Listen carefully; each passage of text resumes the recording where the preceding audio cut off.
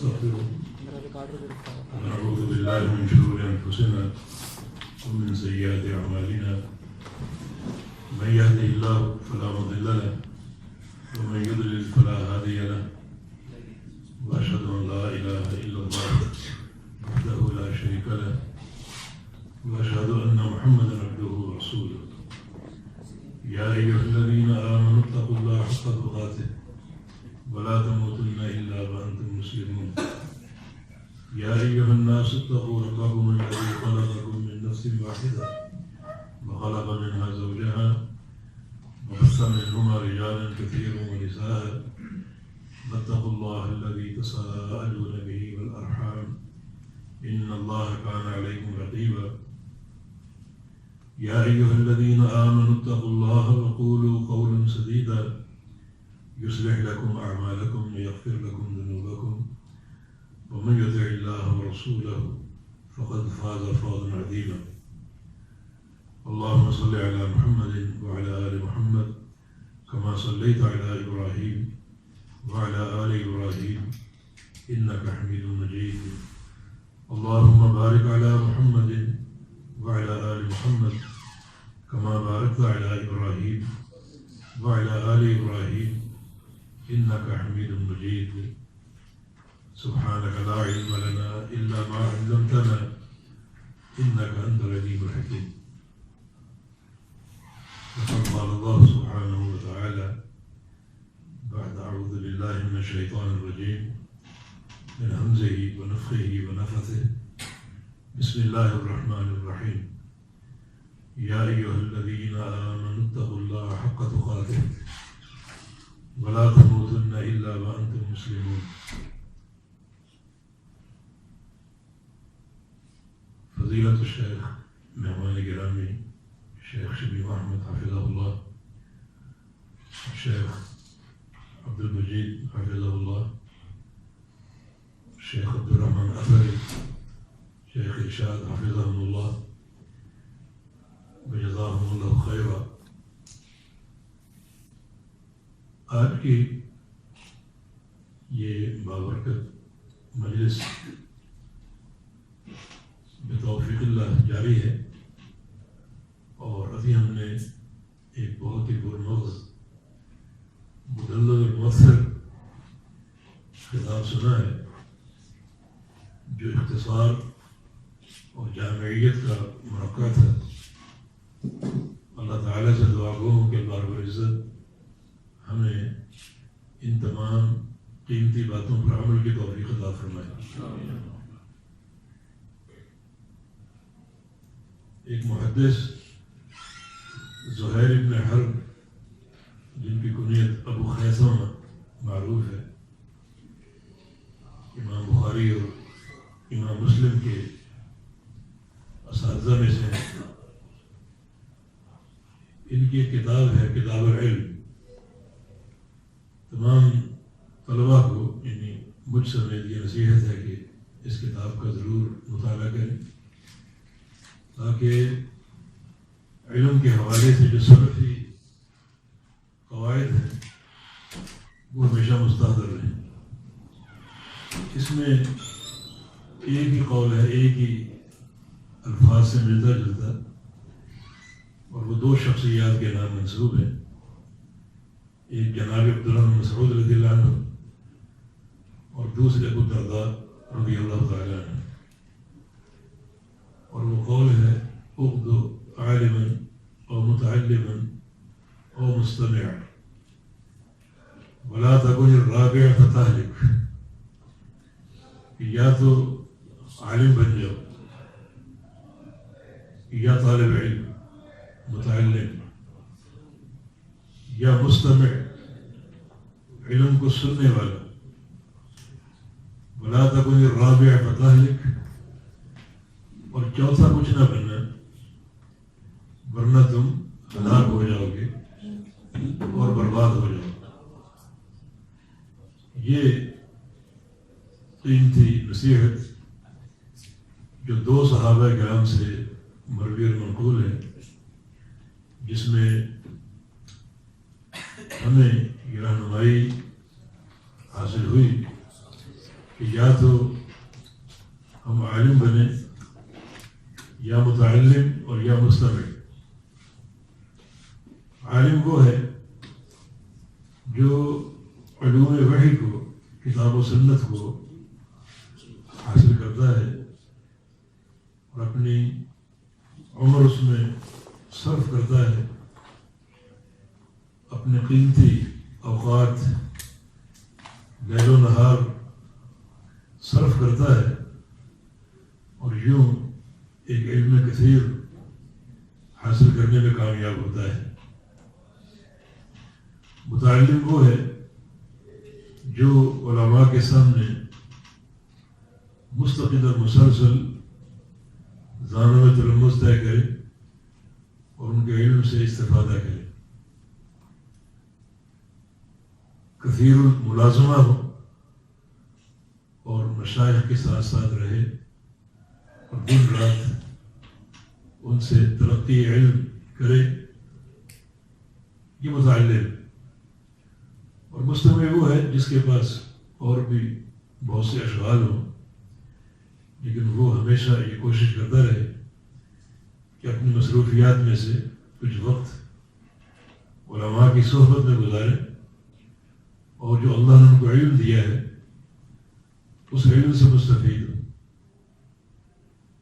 اور ایسی مجالس کا اس کو شوق ہو، تتبع ہو۔ شیخ الاسلام فرمایا کرتے تھے اگر کسی شخص نے اس زمین کی پشت پر اللہ کی جنت کا مشاہدہ کرنا ہے تو وہ علماء کی مجالس دیکھے۔ علماء کی مجالس در حقیقت اس زمین پر اللہ تعالیٰ کی جنت ہے، اور یہ بات ان کی اپنی نہیں ہے، ایک حدیث سے مستفاد ہے۔ رسول اللہ صلی اللہ علیہ وسلم کا فرمان اذا مررتم بریاض الجنت فارتعوا، کہ جب تم جنت کے باغیچوں کے پاس سے گزرو تو ضرور کچھ کھایا پیا کرو۔ صحابہ نے پوچھا کہ جنت کے باغیچے کیا ہیں؟ رسول اللہ صلی اللہ علیہ وسلم نے ارشاد فرمایا کہ حلق الذکر، وہ مجالس جہاں قال اللہ اور قال رسول کی صدائیں گونجتی ہیں، کتاب و سنت کے پھول بکھرتے ہیں، وہ مجالس در حقیقت اس زمین پر اللہ کی جنتیں ہیں۔ اور ضرور بیٹھا کرو اور کھایا پیا کرو، یہ بیٹھنا اللہ تعالیٰ کی محبت کی ایک علامت ہے۔ ایک بار رسول اللہ صلی اللہ علیہ وسلم درس ارشاد فرما رہے تھے اور 3 افراد وہاں پہنچے۔ ایک شخص نے بیٹھنے کی زحمت گوارا نہ کی اور اپنے گھر چلا گیا۔ دوسرے شخص نے جہاں اس کو جگہ ملی وہیں بیٹھ گیا، آگے بڑھنے سے شرما گیا۔ اور تیسرے شخص نے مجلس کے بالکل آگے کے حصہ میں ایک شگاف دیکھا، کچھ جگہ خالی دیکھی تو راستہ بناتے ہوئے وہاں جا کے بیٹھ گیا۔ تو آپ صلی اللہ علیہ وسلم نے تینوں کی مثال صحابہ کے سامنے بیان فرمائی۔ ان میں سے ایک جو وہاں بیٹھا نہیں بلکہ چلا گیا اور اس حلقے میں مجلس میں شریک نہیں ہوا، فرمایا کہ فأعرض اللہ عنہ، اس نے اس مجلس سے اعراض کیا، اللہ نے اسے اعراض کر لیا کہ محض اس مجلس میں شریک نہ ہونے کی بنا پر اللہ تعالیٰ نے اس سے اعراض کر لیا۔ اور دوسرا شخص استحیا فاستحی اللہ منہ، وہ شرما گیا، آگے نہیں بڑھا، پیچھے جہاں جگہ ملی وہیں بیٹھ گیا، تو اللہ بھی اس سے شرما گیا، جس کا معنی محدثین نے یہ کیا ہے کہ اللہ تعالیٰ اس کو عذاب نہیں دے گا، اللہ اس کو عذاب دینے سے شرما گیا۔ اور تیسرا شخص جو ہے وہ آگے بڑھا، وہ قریب آنے کی اس نے کوشش کی اور اس میں کامیاب ہوا۔ اس کی اس کوشش کو رسول اللہ صلی اللہ علیہ وسلم نے بڑے عجیب الفاظ میں ذکر کیا۔ وَأَمَّا الثَّالِثُ فَأَوَىٰ إِلَى اللَّهِ فَآوَاهُ اللَّهُ إِلَيْهِ، وہ اللہ کی طرف بڑھا، جو اس کے قدم آگے بڑھ رہے تھے آگے بیٹھنے کے لیے۔ در حقیقت وہ اللہ کی طرف بڑھ رہا تھا، تو اللہ تعالیٰ نے اسے اپنے ساتھ ملا لیا اور اپنے ساتھ اسے اللہ تعالیٰ نے جگہ دی۔ یہ تعلم علم کا ایک ایسا فائدہ ہے جو بندے کی آخرت کو سنوارتا ہے۔ ہمارے یہ توحیدی کلمات ہیں کہ ایک شخص کو ضروری ہے کہ یا تو عالم ہو یا متعلم یا مستمع، چوتھا کچھ نہ ہو۔ یعنی اگر تاجر ہے تو محض تاجر ہی ہو اور اس میں استماع کا شوق نہ ہو، ایسا نہ ہو، تجارت بھی کرے مگر استماع علم کا شوق ہونا چاہیے، وقت نکالے علماء کی صحبت کے لیے اور ان سے استفادہ کے لیے۔ اور اگر یہ نہیں ہے، محض وہ تاجر ہی ہے، یہ اس کی بربادی کی ایک اساس ہے۔ ایک انسان کوئی بھی شغل اختیار کرے لیکن علم کا اجتماع، علماء کی صحبت انتہائی ضروری ہے۔ اس کے بغیر انسان کی کامیابی ممکن نہیں ہے، اس کے بغیر خسارہ ہے دنیا کا اور آخرت کا۔ یہ کچھ تمہیدی باتیں تھیں جو شیخ فرما رہے تھے تقویٰ کے حوالے سے۔ تو تقویٰ کی اساس جو ہے وہ بدعت نہیں ہے، کہ تصوف کا راستہ نہیں جو علم سے خالی ہو، بلکہ تقویٰ کا راستہ علم ہے، تقویٰ کی اساس علم ہے۔ اس کے بغیر انسان متقی نہیں بن سکتا۔ اور علم بھی وہ جو مشکات نبوت سے حاصل ہوا، اللہ تعالیٰ کی وحی کا علم اور کتاب و سنت کا علم۔ اس کے بغیر تقویٰ کا اور کوئی راستہ نہیں۔ صحیح بخاری میں قصہ مذکور ہے جو آپ بارہا سنتے رہتے ہیں۔ وہ 3 افراد، 3 صحابہ کا نبی علیہ السلام کی رات کی عبادت معلوم کرنے کے لیے آنا۔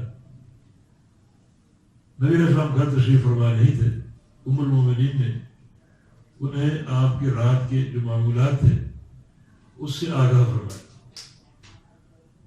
تو حدیث کے الفاظ میں فَكَأَنَّهُمْ تَقَالُوهَا، انہوں نے نبی علیہ السلام کی اس عبادت کو کم سمجھا، تھوڑا سمجھا، اور پھر اپنی جگہ ایک عزم کر لیا، بلکہ تعویل کی کہ اللہ کے نبی تو وہ شخصیت ہے جن کے لیے قدم قدم پر بشارتیں ہیں، اور ہم جو کہ گناہ گار ہیں، ہمیں عملی طور پہ اور آگے ہونا چاہیے، زیادہ بڑھنا چاہیے۔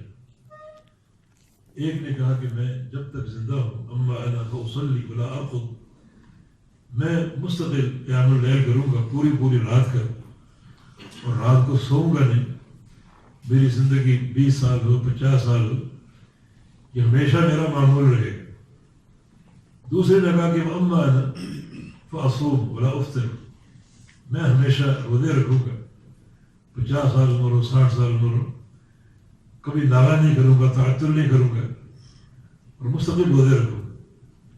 اور تیسرے نے کہا کہ اما انا فاعتزل النساء، میں اپنا گھر بار چھوڑ دوں گا اور مسجد سنبھال لوں گا، اللہ کے گھر میں رہوں گا تاکہ اللہ کا ذکر ہوتا رہے، عبادت ہوتی رہے، اور یہ دنیا کے جھمیلے گھر بار اس سے جان چھوٹ جائے۔ یہ ان تینوں کا عزم تھا، بظاہر بہت ہی خوبصورت، بہت ہی عمدہ، مگر جب امام الانبیاء تشریف لائے اور آپ کو ان تینوں کی باتیں بتائی گئیں تو حدیث کے الفاظ ہیں کہ فَاحْمَرَّ وَجْهُ النَّبِيِّ صلی اللہ علیہ وسلم، نبی علیہ السلام کا چہرہ غصے سے سرخ ہو گیا۔ اس موقع پر آپ نے 2 جملے ارشاد فرمائے تھے کہ انی اعلمکم باللہ واتقاکم لہ، میں اعلم اور اتقا، عالم کا معنی سب سے بڑا عالم، سب سے بڑا عالم میں ہوں، باقی سب مجھ سے چھوٹے ہیں، تو سب نے عالم کی اتباع کرنی جو بڑا عالم، اور میں اتقا ہوں، سب سے بڑا متقی۔ کوئی شخص ماں کے پیٹ سے متقی پیدا نہیں ہوتا، اس کے لیے محنت، جدوجہد۔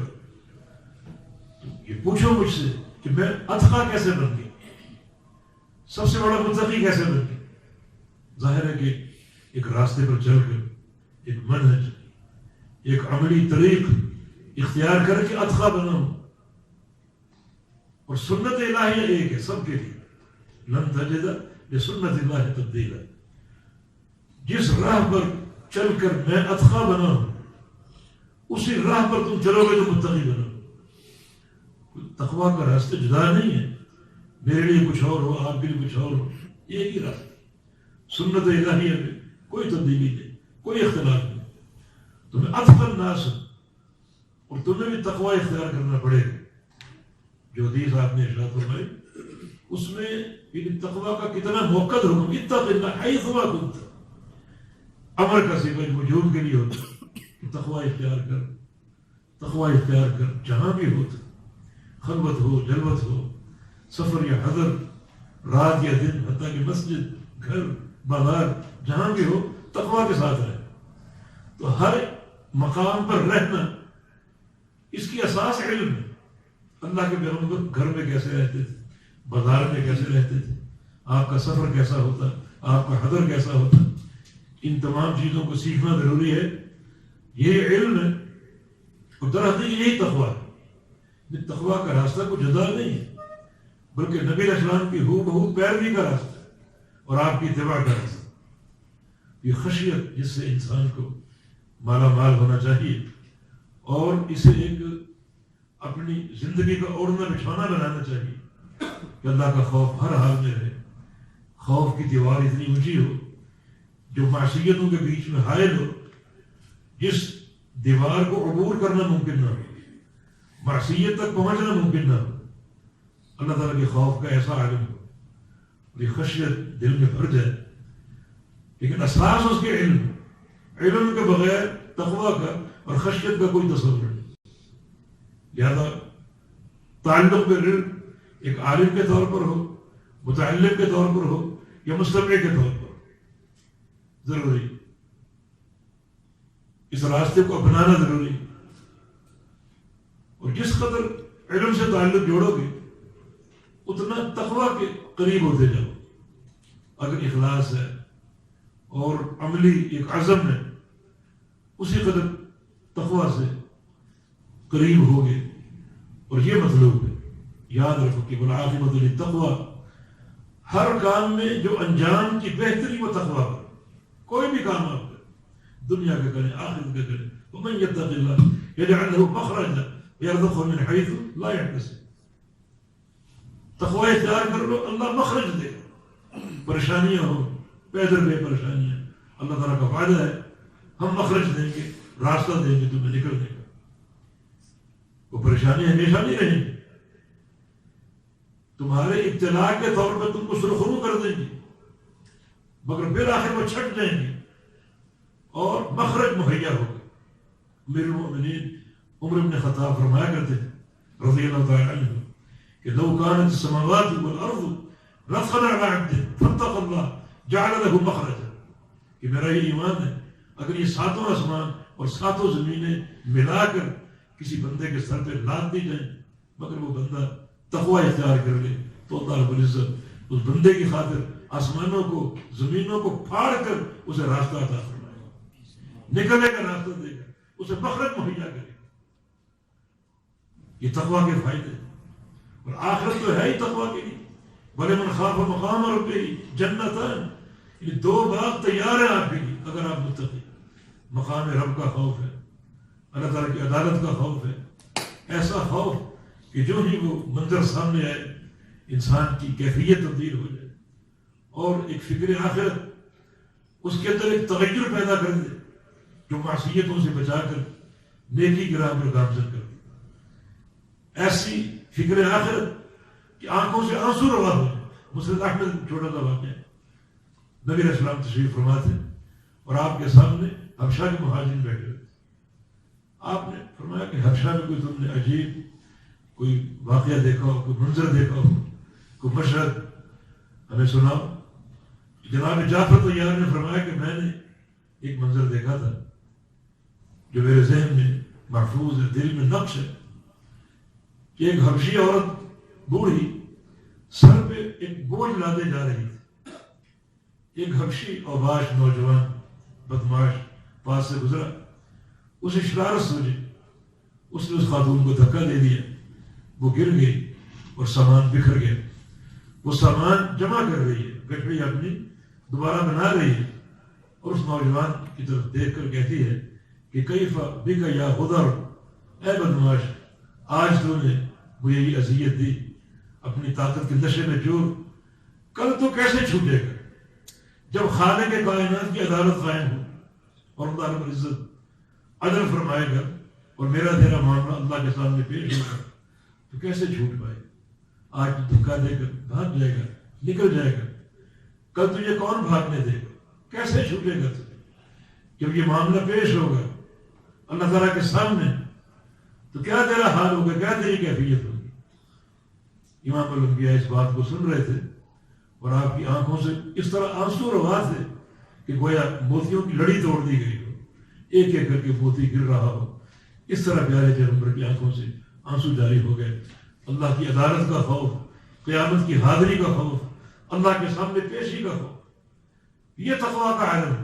ابھی آپ نے حدیث سنی کہ کان رسول اللہ یصلی وفی صدرہ عزیز کعدید المرجل من البکا، کہ اللہ کے پیارے پیغمبر نماز پڑھتے اور آپ کے سینے سے رونے کی آواز برآمد ہوتی جیسے ہنڈیا چولہے پر جوش مار رہی، جیسے ہنڈیا کا پانی جوش مار رہا ہو، ایک آواز پیدا ہوتی ہے۔ اس طرح امام الانبیاء رویا کرتے تھے اپنی نماز میں۔ تو حقیقت یہ ہے کہ یہ کامیابی کی ایک سب سے قوی احساس ہے، مگر ہمارا مدعا یہ ہے کہ تقویٰ جو ہے وہ علم صحیح پر قائم ہے، علم صحیح پر، اللہ کے پیارے پیغمبر کا علم، اللہ تعالیٰ کی وحی کا علم اور کتاب و سنت کا علم، جس کے لیے ضروری ہے کہ ہر انسان یا تو عالم ہو، اگر یہ ممکن نہیں رہا تو متعلم، اگر یہ ممکن نہیں رہا تو مستمع، وقت ضرور نکالو۔ سفیان ثوری کا قول ہے کہ لو کان الفقیہ علی راس جبل لکانہ الجماع، ایک عالم اگر پہاڑ کی چوٹی پر بیٹھا ہو، پہاڑ کی چوٹی پر جہاں چڑھنا بھی آسان مشکل، اترنا بھی مشکل، تو تم پر لازم ہے کہ تم اس کے پاس جاؤ، اس سفر کی صحبت کو بھول جاؤ، جاؤ اس کے پاس طلب علم کے لیے، اس کے پاس جاؤ طلب علم کے لیے۔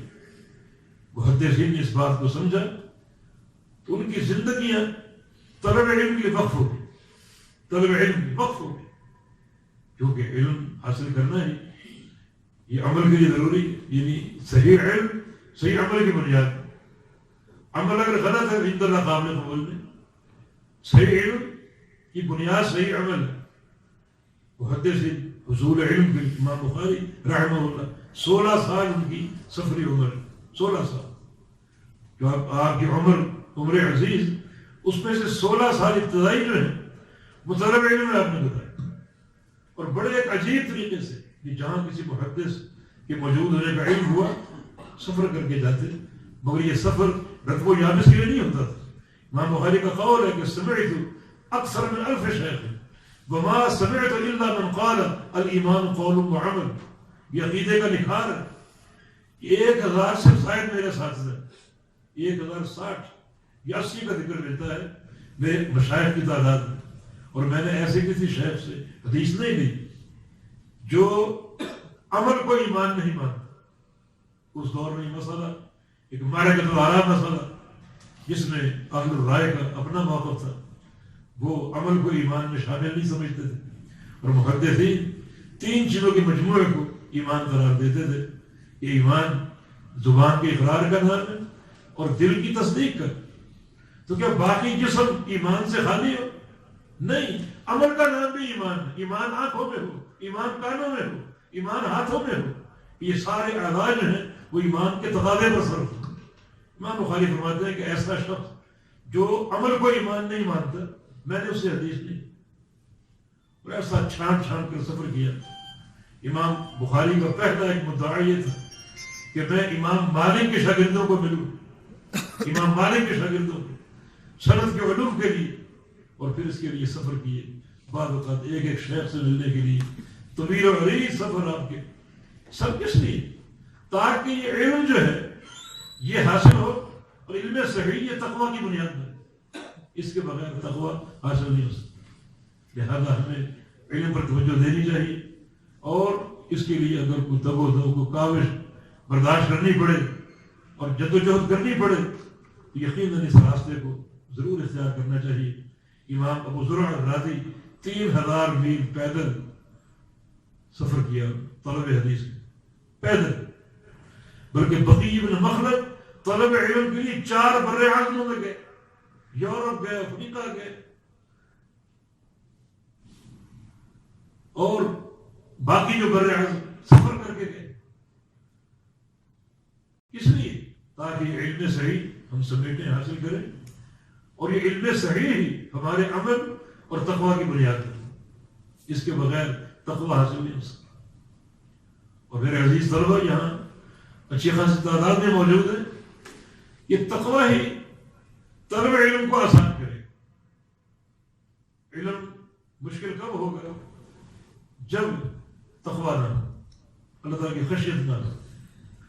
اور تقوی کی علامت کیا ہے تاکہ ہم پہچان سکیں کہ تقوی حاصل ہے یا نہیں، اور پھر یہ علم کے راستے میں کارآمد ہو، تو وہ ہے جو حدیث آپ پڑھیں اس پر عمل کا جذبہ۔ اگر آپ حدیث پڑھ رہے ہیں اور ذہن میں بٹھا رہے ہیں کہ یہ حدیث میں بیان کروں گا تو لوگ عشش کر اٹھیں گے، لوگ واہ واہ کریں گے اور داد ملے گی، یہ تقوی نہیں، نہ یہ حصول علم کی بنیاد، معتبر بنیاد، بالکل اس سے جہل بہتر۔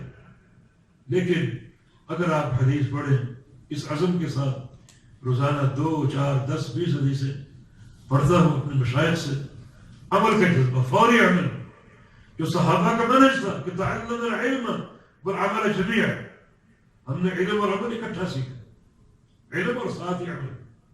10 آیتیں اترتی، اللہ کے پیغمبر کے عمل کو دیکھتے اور آپ کے عمل کو ان آیات کا ترجمان قرار دیتے اور خود بھی وہی کرتے، اس کو اپناتے۔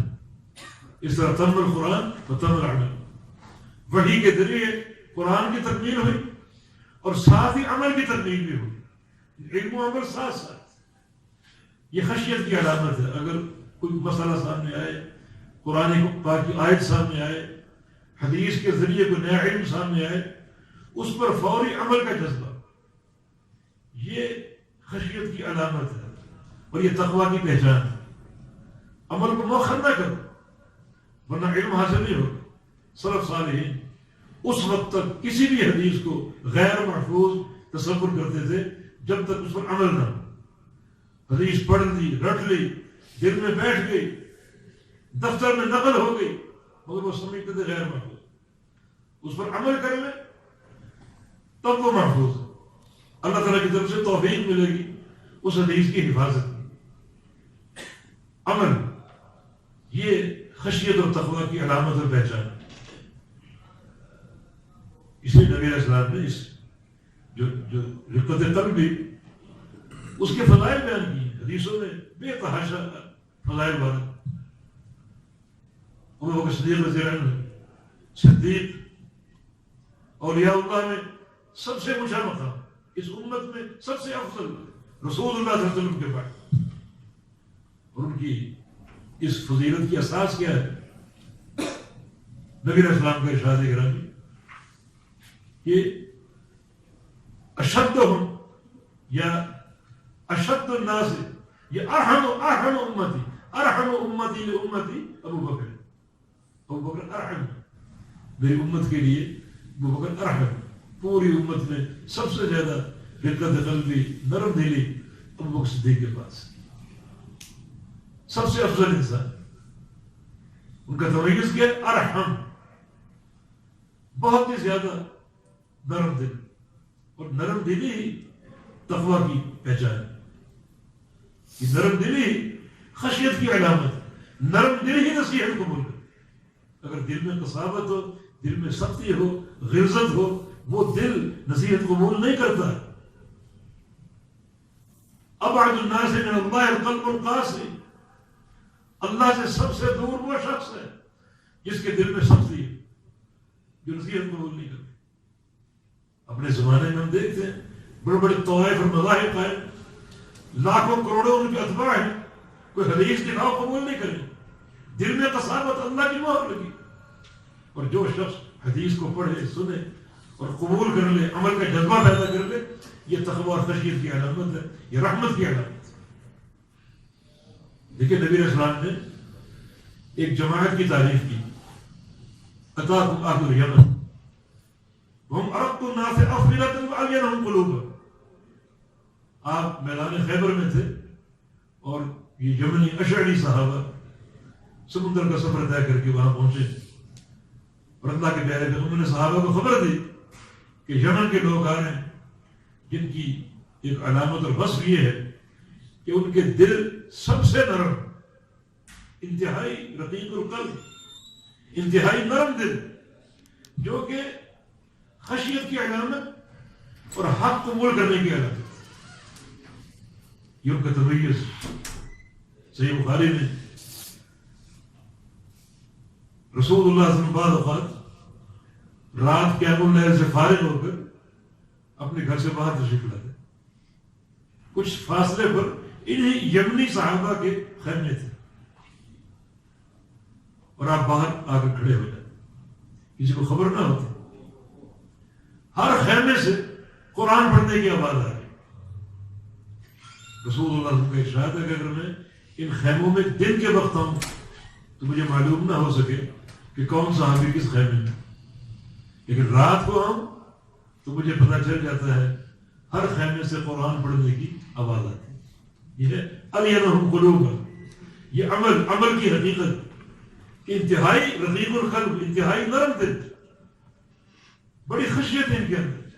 اور یہ اس کی مثال، راتوں کو قیام کرتے. ان میں ایک صحابی ابو موسیٰ اشعری رضی اللہ عنہ، ابو موسیٰ اشعری رضی اللہ تعالیٰ عنہ، اللہ کے پیارے کو فرماتے ہیں کہ میں